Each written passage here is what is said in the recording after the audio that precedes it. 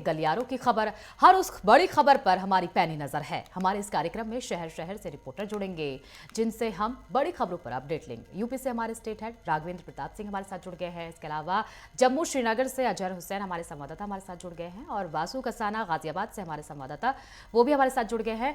सभी से जानकारी ले लेंगे। सबसे पहले राघवेंद्र, आपके पास आते हुए क्या अपडेट है राघवेंद्र आज ग्राउंड जीरो से?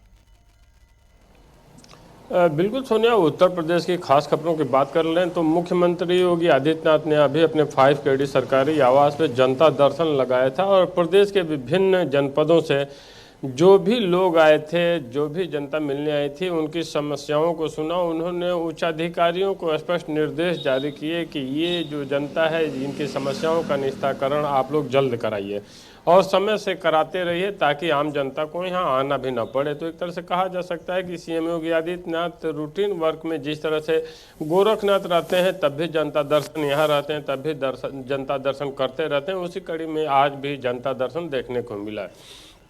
इसके अलावा सीएम की खास खबरों की बात कर लें तो मुख्यमंत्री योगी आदित्यनाथ इस समय धान खरीद को लेकर खाद्य एवं रसद विभाग की समीक्षा बैठक कर रहे हैं। आज की बैठक में ये सारी चीज़ें तय होंगी कि धान की खरीद है वो किसानों से खरीदी जाए और समय से उसे पूरा किया जाए। इसके अलावा मुख्यमंत्री योगी आदित्यनाथ का आज अयोध्या दौरा है। चूँकि कल ध्वजारोहण का कार्यक्रम होना है, अयोध्या अपनी दिव्यता और भव्यता की तरफ दिखाई दे रही है। जिस तरह से अलौकिक अयोध्या त्रेता युग को आभास करा रही है, जो दीवारों पे पेंटिंग उकेरी गई है त्रेता युग की। और कल पीएम मोदी का चूंकि रोड शो भी होना है ध्वजारोहण के बाद अयोध्या में, 8 टुकड़ियां अलग अलग बांट करके सुरक्षा में लगाई गई हैं। उसको लेकर भी एक समीक्षा बैठक सीएम योगी आदित्यनाथ द्वारा किया जाना है। और पूरा ध्वजारोहण का जो कार्यक्रम है, चूँकि संघ प्रमुख मोहन भागवत, प्रधानमंत्री नरेंद्र मोदी के अलावा राज्यपाल आनंदीबेन पटेल और तमाम लगभग 6000 के आसपास वीआईपी जाने हैं, तो इनकी सुरक्षा को लेकर भी एक समीक्षा बैठक सीएम योगी आदित्यनाथ द्वारा की जाएगी। इसके अलावा हनुमानगढ़ी और राम मंदिर में दर्शन करते हुए भी सीएम योगी आदित्यनाथ देखे जाएंगे। इसके अलावा मुख्य निर्वाचन अधिकारी नवदीप रिणवा की बात कर लें तो उन्होंने एसआईआर को लेकर स्पष्ट रूप से एक वीडियो जारी किया है कि जो भी दूसरे राज्यों में लोग रह रहे हैं अपने एसआईआर फॉर्म के तहत ये जानकारी दें। अगर मतदाता सूची में आपका नाम 2-3 राज्यों में है तो एक जगह एसआईआर फॉर्म भर के हर जगह की जानकारी दें, जिससे आपका जो मतदाता सूची में नाम है एक जगह हो और पूरे ईमानदारी पारदर्शिता के साथ चुनाव हो। अगर अयोध्या की बात कर लें तो जो वहाँ के सांसद हैं अवधेश प्रसाद, उनके पास अभी इनविटेशन नहीं पहुँचा है ध्वजारोहण का। उन्होंने एक बयान जारी किया है कि अभी तक ध्वजारोहण के कार्यक्रम का अभी तक मुझे इनविटेशन नहीं मिला है। अगर मुझे इनविटेशन मिलता है तो मैं नंगे पांव राम मंदिर जाऊंगा, ध्वजारोहण कार्यक्रम में शामिल होंगे। अब देखना होगा कि तीर्थराज जो अयोध्या का ट्रस्ट है वो क्या निर्णय लेता है और अवधेश प्रसाद को आमंत्रण मिलता है या नहीं मिलता है। वहीं समाजवादी पार्टी की बात कर लें तो अखिलेश यादव लगातार एसआईआर के मुद्दे पे हमलावर हैं। भारतीय जनता पार्टी और निर्वाचन आयोग पे बार बार उनका वही पुराना आरोप फिर से एक बार लगाते हुए वो दिखे कि एसआईआर के माध्यम से भारतीय जनता पार्टी वोट कम करके चुनाव जीतना चाहती है। एक तरह से वोट चोरी का आरोप उन्होंने लगाया। वहीं भारतीय जनता पार्टी और कहा जाए कि भारतीय जनता पार्टी के नेता और उत्तर प्रदेश के उप मुख्यमंत्री केशव प्रसाद मौर्य ने अखिलेश यादव पे हमला बोला। जवाबी कार्रवाई में उन्होंने कहा कि अखिलेश यादव बिहार के चुनाव के बाद से अपना संतुलन खो बैठते हैं और एसआईआर के बहाने वो संवैधानिक संस्थाओं पे हमला कर रहे हैं। उनको जनता के मिजाज का नहीं पता है। तो एक तरह से कहा जा सकता है कि 2026 में पंचायत चुनाव होने उत्तर प्रदेश में, 2027 में विधानसभा का चुनाव होना है। ऐसे में आरोप प्रत्यारोप का दौर अभी से शुरू हो गया है और सारे राजनीतिक दल लगभग चुनावी मोड में भी अब धीरे धीरे दिखाई देने लगे हैं। वहीं मौसम की बात कर लें तो जिस तरह से दिल्ली एनसीआर में, नोएडा में, गाजियाबाद में एक्यूआई बढ़ता गया है, सहारनपुर में, मुजफ्फरनगर में, उसका कुछ असर लखनऊ के क्षेत्रों में भी है। उस तरह से खिली धूप नहीं है और यहाँ पे भी धुंध जैसी स्थिति बनी हुई है। जगह जगह अगर बात करें अन्य शहरों के भी तो वहाँ पे भी पॉल्यूशन देखने को मिल रहा है। वहीं अगर एसटीएफ की बात कर लें तो एटीएस और एसटीएफ की टीमें लगातार जिस तरह से दिल्ली ब्लास्ट के बाद से डॉक्टरों से पूछताछ और गिरफ्तारियां चल रही हैं, 16 डॉक्टरों से और पूछताछ हुई है, जिसमें 6 से 8 डॉक्टर केवल इंटीग्रल यूनिवर्सिटी लखनऊ के हैं। तो एक तरह से कहा जा सकता है कि दिल्ली ब्लास्ट के तार तमाम ऐसे डॉक्टर्स हैं जिनसे जुड़े हुए हैं और उनसे पूछताछ में नए नए खुलासे होते दिख रहे हैं। जी सोनिया। ठीक है राघवेंद्र, आपसे ज़्यादा जानकारी ले लेंगे। अजहर, आपके पास आते हुए क्या कुछ जानकारी है अजहर, आप आज ग्राउंड जीरो से? दुनिया, अगर हम जम्मू कश्मीर के अहम खबर बात करें, सबसे पहले जो है इस खबर की ओर बात करें कि 2019 के बाद में जिस तरीके से जो तैमीरी तरक्की के जो दौर है वो नजर आ रहे हैं, और इसी सिलसिले में अगर हम देखेंगे कि जालजियन माइनिंग की एक और जो यहाँ पे तैमीर तरक्की का जो दौर है वो जा रहा है कि अनंतनाग, पुंछ और राजौरी पहली बार जो चुनाव है उस पे आज जो है नीलामी होगी। है तकरीबन ये नीलामी जो है 314 हेक्टेयर पर ये नीलामी होगी।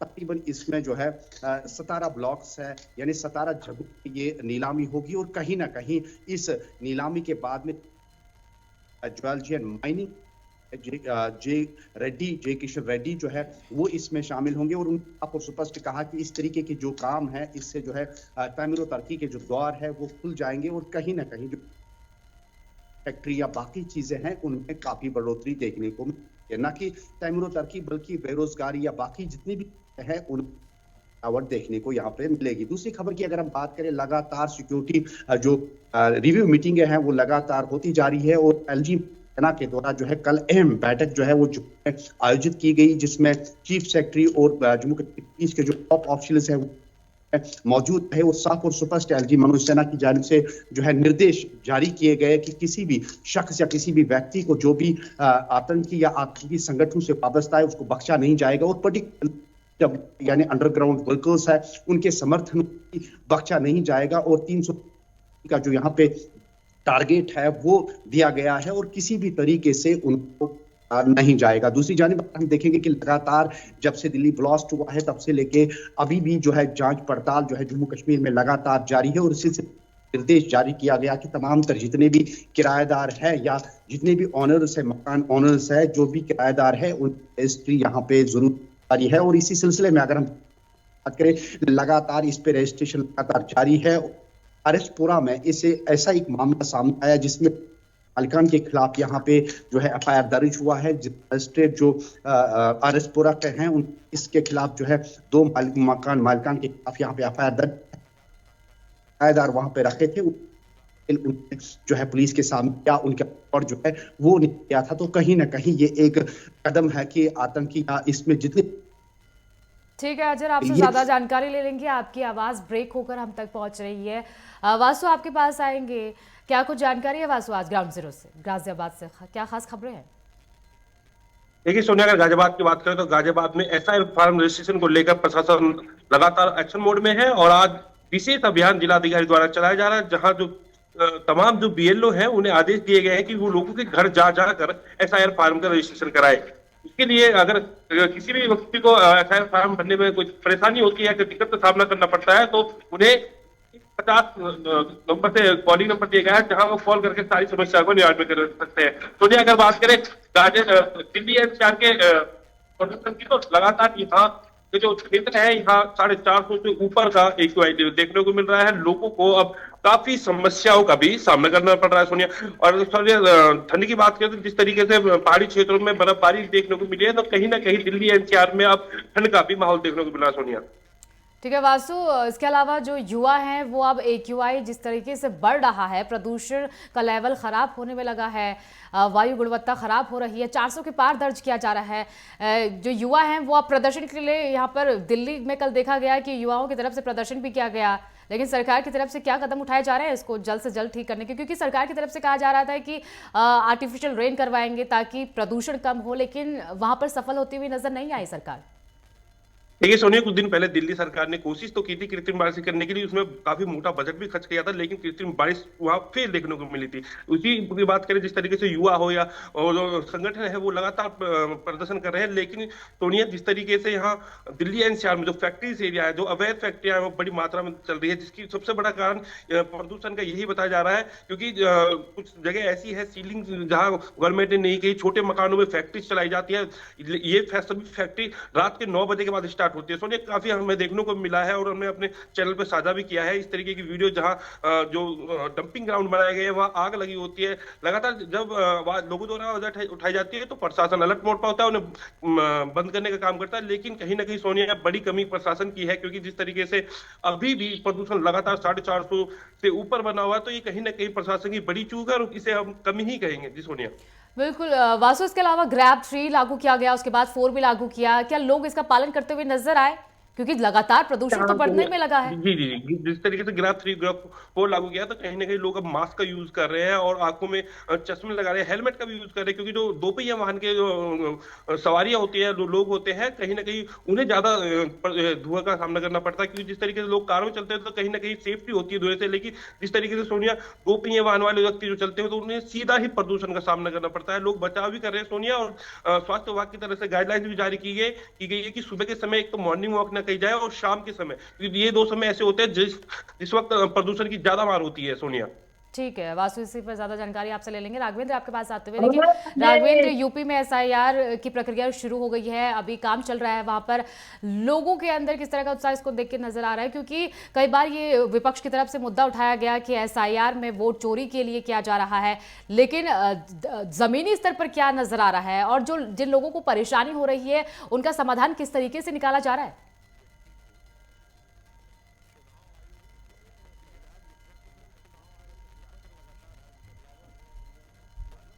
खास करके मुख्य निर्वाचन अधिकारी जो नवदीप रेणुआ हैं, उनसे बातचीत भी किया था। उन्होंने स्पष्ट बताया कि अगर कहीं भी खामी होगी तो उस पर हम कार्रवाई करेंगे, और निर्वाचन आयोग चाहता है कि समयबद्ध तरीके से, चरणबद्ध तरीके से, समय से ये जो भी प्रक्रिया है एसआईआर की वो पूरी हो। जहाँ जहाँ पे बीएलओ की शिथिलता सामने आई थी उन बीएलओ को बाहर किया गया है और कुछ पे एफआईआर भी दर्ज कराई गई। तो निर्वाचन आयोग ने अपनी मंशा स्पष्ट कर दी है कि कहीं से किसी तरह की शिथिलता, लापरवाही स्वीकार नहीं की जाएगी, और जितने भी बीएलओ हैं समय से अपना काम करें। और कई जगह ऐसे बीएलओ देखे भी जा रहे हैं जो गांव में, गलियों में, कस्बों में, कॉलोनियों में जा रहे हैं, घर घर जा करके अगर कोई फार्म भरने में असमर्थ है तो उसका फार्म खुद ही भर रहे हैं, उसको जानकारी दे रहे हैं कि कैसे आप भरिए।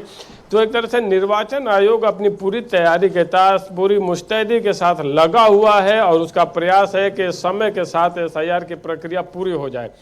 वहीं मुख्य विपक्षी पार्टियों की बात कर लें तो एसआईआर का विरोध तो कर रहे हैं, लेकिन अगर हम ग्राउंड जीरो की बात कर लें तो ग्राउंड जीरो पे किसी जनमानस के तरफ से, किसी मतदाता की तरफ से किसी तरह का विरोध प्रदर्शन देखने को नहीं मिला है, न उस तरह की कहीं से भी कोई शिकायतें हैं।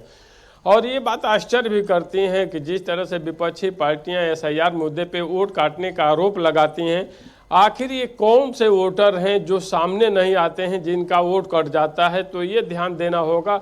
और भारतीय जनता पार्टी भी लगातार विपक्ष के पे जब हमलावर होती है तो जवाब भी देती है कि आप रोहिंग्या, बांग्लादेशी जो अवैध घुसपैठिए हैं उनको मतदाता सूची में स्थान देना चाहते हैं और वो हम नहीं होने देंगे। तो एक तरह से कहा जा सकता है कि विपक्ष के लाख विरोध के बावजूद जिस तरह से लगातार प्रेस कॉन्फ्रेंस अखिलेश यादव की तरफ से किया जाता है, कांग्रेस प्रदेश अध्यक्ष अजय राय की तरफ से किया जाता है और एसआईआर का विरोध किया जाता है, लेकिन निर्वाचन आयोग की तरफ से इसकी प्रक्रिया पूरी ईमानदारी और पारदर्शिता के साथ आगे बढ़ाई जा रही है।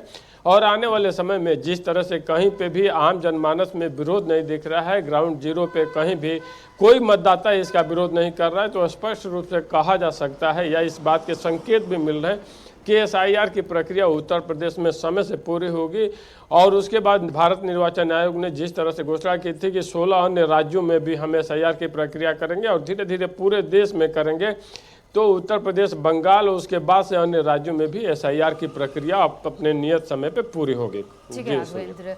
प्रशांत शुक्ला हमारे ब्यूरो चीफ अयोध्या से हमारे साथ जुड़ गया, उनसे भी जानकारी ले लेते हैं। प्रशांत, क्या कुछ जानकारी है? अयोध्या में कल भव्य कार्यक्रम का आयोजन किया जाना है और इसको लेकर क्या कुछ तैयारियां भी नजर आ रही हैं? प्रशांत, क्या आप तक मेरी आवाज पहुंच पा रही है? प्रशांत, क्या आप मुझे सुन पा रहे हैं? तो 25 नवंबर को भव्य कार्यक्रम का आयोजन कल किया जाएगा। ध्वजारोहण का कार्यक्रम वहां पर रखा गया है।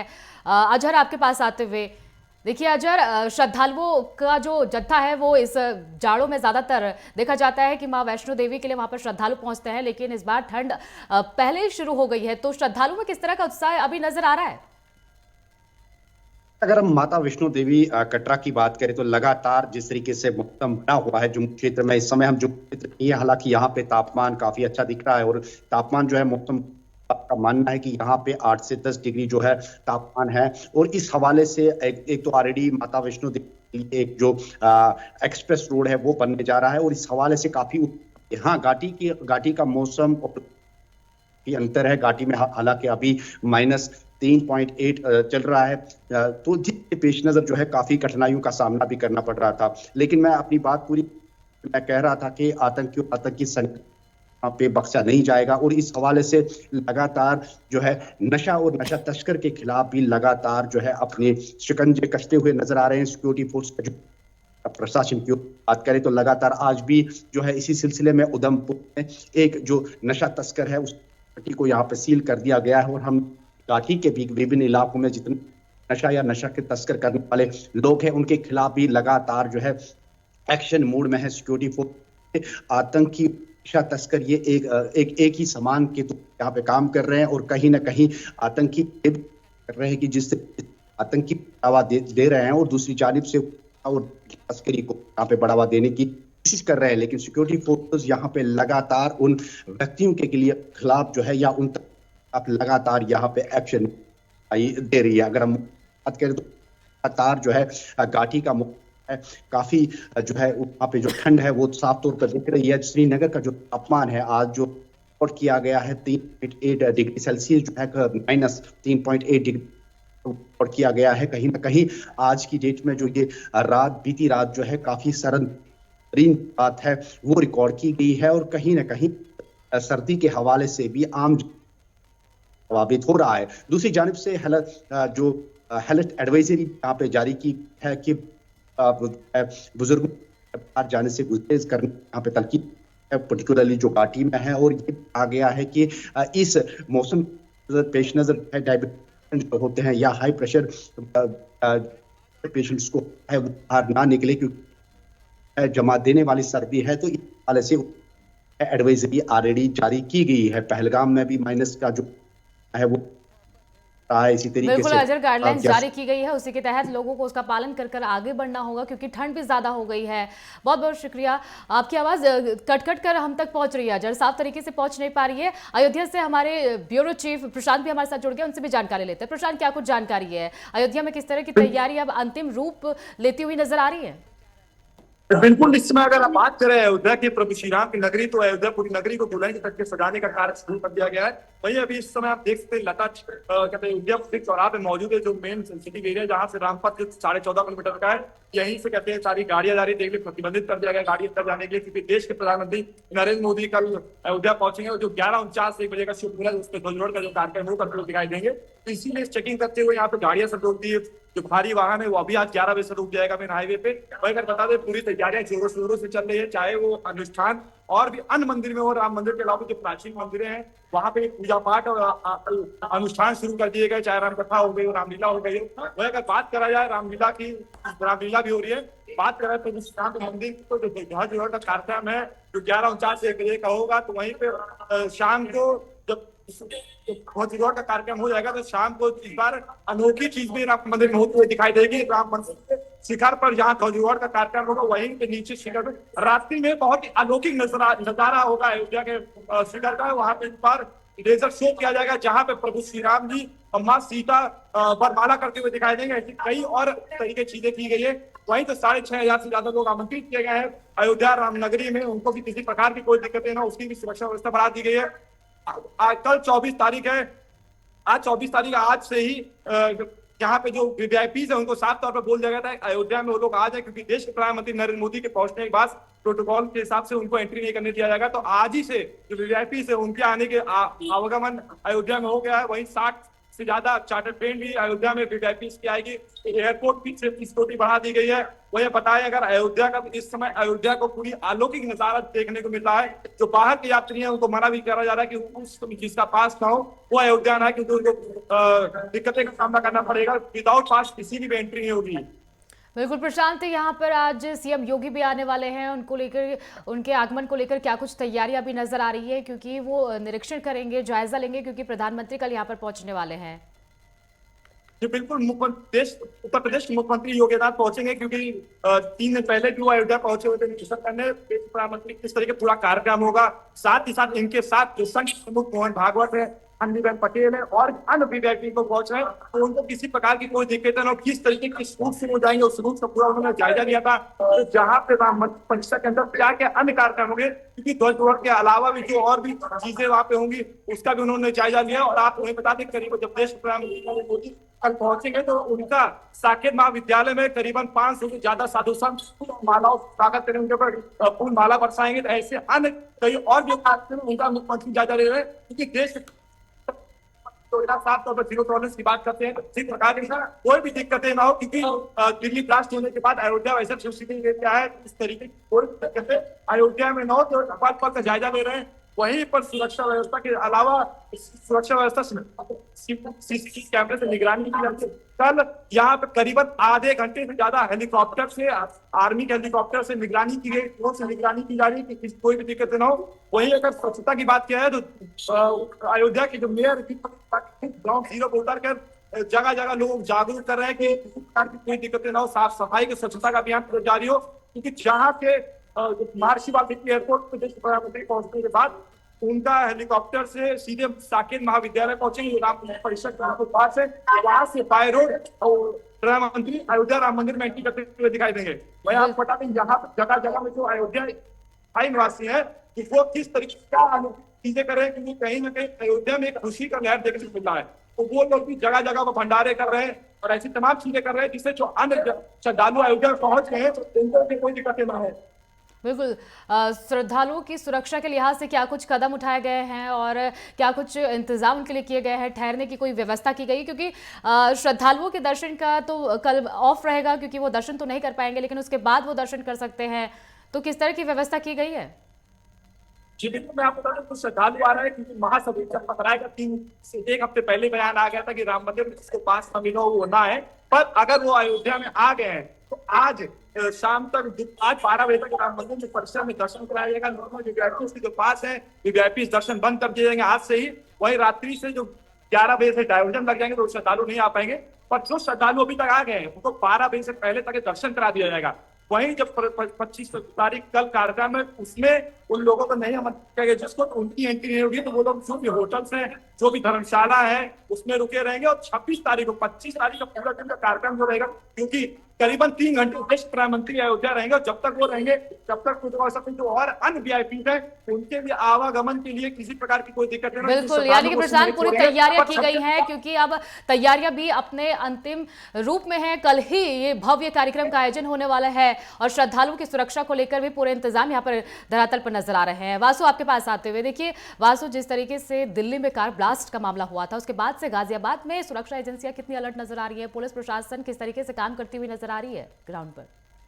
देखिए सोनिया, अगर गाजियाबाद की बात करें, जिस तरीके से दिल्ली में ब्लास्ट हुआ था, केवल गाजियाबाद से कुछ ही किलोमीटर की वो दूरी थी, करीब 5 से 6 किलोमीटर। अगर गाजियाबाद की जो बॉर्डर सीमा है उससे बात करें तो लाल किले की दूरी इतनी है। इसके बाद लगातार गाजियाबाद पुलिस अलर्ट मोड पे थी, लगातार चेकिंग वाहन चलाई, और अभी भी जो पुलिस है वो रात में लगातार चेकिंग करती है। जो वाहन है, सीपी के आदेश दिए गए हैं कि जितनी भी बॉर्डर इलाके हैं वहां लगातार बैरिकेडिंग अभी भी लगे हुए हैं। लगातार कोई भी अगर संदिग्ध वाहन यूपी की सीमा में आता हुआ दिखता है तो जो पुलिसकर्मी उसे रोककर वहां सुरक्षा की दृष्टि से पूरी जांच पड़ताल कर रहे हैं। सोनिया, ठीक है। राघवेंद्र, आपके पास आते हुए, देखिए राघवेंद्र, किसानों के लिए हर कदम उठा रही है सरकार ताकि किसानों को हर सुविधा मिल सके, लेकिन विपक्ष की तरफ से लगातार ये कहा जा रहा है कि खादों की कालाबाजारी हो रही है, खाद किसानों तक नहीं पहुंच पा रहा है। हाल ही में अभी प्रेस कॉन्फ्रेंस करके अखिलेश यादव ने सीधा सीधा आरोप लगाया कि जब हमारी सरकार थी तो विकास कार्य हुए थे और जो भी विकास हुए हमारी सरकार में हुए। इस तरह के आरोप वो सरकार पर लगा रहे हैं। सुनिए, विकास चाहे किसानों की हो या इंफ्रास्ट्रक्चर की हो, विकास एक क्रमिक प्रक्रिया है। जो भी सत्ता में आता है वो विकास करता है। पूर्ववर्ती सरकारों ने भी विकास किया, लेकिन देश और प्रदेश की जनता ने देखा था कि किस तरह किसानों को खाद के लिए, यूरिया के लिए लाइनों में लगना पड़ता था, किस तरह आम जनता को गैस सिलेंडर के लिए लाइनों में लगना पड़ता था। लेकिन अब वो दौर बदल गया, किसानों को अब लाइन नहीं लगाना पड़ता है, बल्कि आसानी से खाद उपलब्ध होते हैं। गैस सिलेंडर के लिए भी आम नागरिक को अब लाइन नहीं लगाने पड़ते हैं, आसानी से मिल जाते हैं। तो एक तरह से राजनीतिक दल तो आरोप प्रत्यारोप करते रहते हैं। कुछ जगह शिकायतें इस बार जरूर आई थी, खास करके नेपाल बॉर्डर का जो समीपवर्ती जनपद थे, चाहे महाराजगंज की बात कर लें, बलरामपुर की कर लें, श्रावस्ती के कर लें, बहराइच की कर लें, लखीमपुर खीरी की कर लें, पीलीभीत की कर लें, ये वो जनपद थे जहाँ पे कुछ शिकायतें आई थी कि यहाँ पे खाद की कालाबाजारी हो रही है। वहीं आगरा से भी कुछ इस तरह की छिटपुट घटनाएं सामने आई थी, उस पर त्वरित कार्रवाई भी की गई थी। लेकिन किसानों की आय बढ़ाने की बात हो, गन्ना किसानों का मूल्य बढ़ाने की बात हो, या फसलों की समय से खरीद की बात हो, उनका उचित मुआवजा आपदा आने पे देने की बात हो, या उनकी अन्य आय को बढ़ाने का काम हो, या आज भी धान खरीद को लेकर सीएम योगी आदित्यनाथ द्वारा 5 KD आवास पे जिस तरह से बैठक करके संदेश दिया गया, सरकार की मंशा स्पष्ट दिखती है कि किसानों की आय बढ़ाने, उनकी स्थिति को सुधारने, समय से उनको खाद उपलब्ध कराने, अगर कोई बिजली से पंप चला रहा है तो गाँव में भी बिजली की पर्याप्त उपलब्धता बनाए रखने, और इन सारे बिंदुओं पे विकास कार्यों को लेकर उत्तर प्रदेश की योगी सरकार लगातार सजग दिख रही है और ये सारी सुविधाएं उपलब्ध भी कराई जा रही हैं। तो समाजवादी पार्टी का जो आरोप है, आरोप अपनी जगह है, आरोप राजनीतिक भी हो सकते हैं, लेकिन ग्राउंड जीरो की बात कर लें तो किसानों में पूर्व की सरकारों की अपेक्षा ज़्यादा खुशहाली है। सर्वाधिक गन्ना भुगतान योगी आदित्यनाथ की सरकार ने किया। जितना 2006 से 2017 तक नहीं हुए थे, उतना 2017 से 24 तक में यूपी की योगी सरकार ने गन्ना भुगतान किए। इसके अलावा किसानों की ऋण माफ़ी भी करने का भी काम किया। इसके अतिरिक्त किसानों को खाद से लेकर, बीज से लेकर अन्य सुविधाएं उपलब्ध कराने में योगी सरकार ने एक नए रिकॉर्ड स्थापित किए हैं। तो एक तरह से कहा जा सकता है कि किसानों की स्थिति पूर्ववर्ती सरकारों की तुलना में बेहतर हुई है, जो ग्राउंड जीरो पर बिल्कुल दिखाई राघवेंद्र, देती अगर है। व्यवस्था की बात की जाए तो पहले से व्यवस्थाएं अच्छी हुई हैं। दूर दूर तक बिजली के पोल नहीं थे पहले, अब दूर दूर तक बिजली गांव तक पहुंच रही है। 24 घंटे बिजली उपलब्ध लोगों को मिल रही है अब। बहुत बहुत शुक्रिया आप सभी का इन तमाम जानकारी के लिए।